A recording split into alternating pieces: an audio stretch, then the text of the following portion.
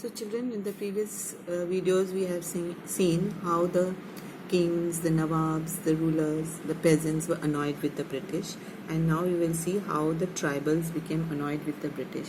Now before the Britishers came to India, they were living a very peaceful and simple life in the forest. They were self-sufficient with the forest produce, whatever they got in the forest. They followed their own customs and traditions. But when the Britishers came in and they increased the land revenue system and the collection was given to the zamindar, now the zamindar also wanted more and more produce from the land, so he started cutting down the forest and forced these tribals to move out, and he employed them as bonded laborers in his field and gave them minimum wages.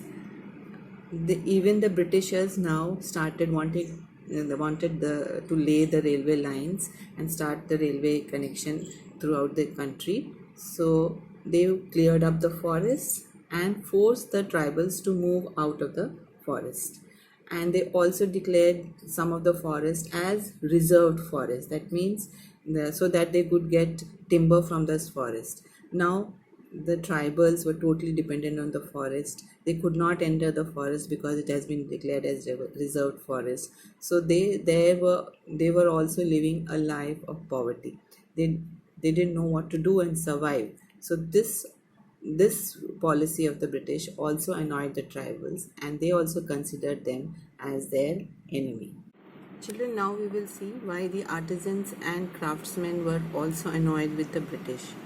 Now you know that Indian fine quality cotton cloth, silk cloth, precious stones and other different handicrafts had a great demand in Europe, and the Britishers used to buy these handicrafts and the woven cloth from India because they had a great demand in Europe.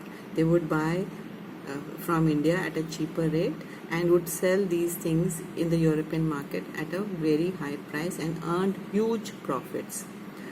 But things changed after the industrial revolutions. Now the Britishers were more interested in raw materials because the raw materials were required for the factories to produce the goods, and they also needed a market to sell their factory made goods, and they found India as the best place. So now they were not buying the cloth that was woven by our weavers. They were not buying handicraft material that was made by a craftsman. They were more interested in the raw material, that is cotton and indigo, as I told you earlier. Okay, so now what happened to these craftsmen?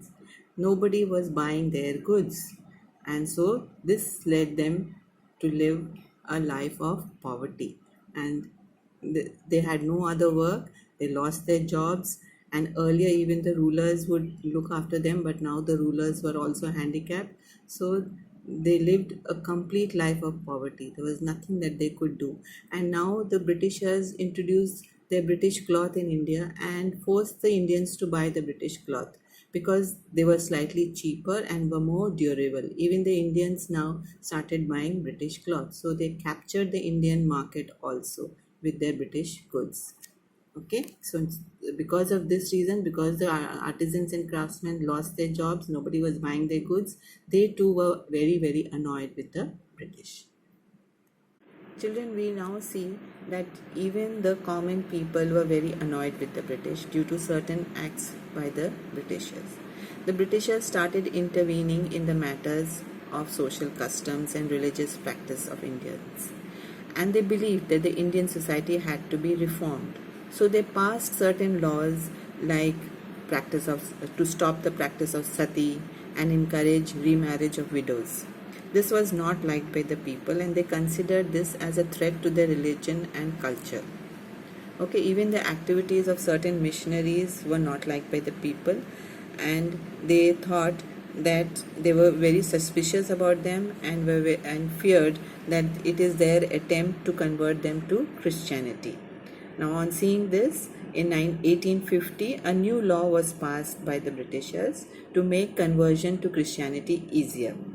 And this law allowed an Indian who had converted to Christianity to inherit the property of his ancestors. Now, but this was not liked by many people, and they thought that the Britishers were destroying their religion, their social customs, and their traditional way of life. And even the Maulvis and Pandits were not happy, because with the introduction of Western education, this led to the undermining of the importance of Pandits and Maulvis, who earlier played a major role in the educational system of India.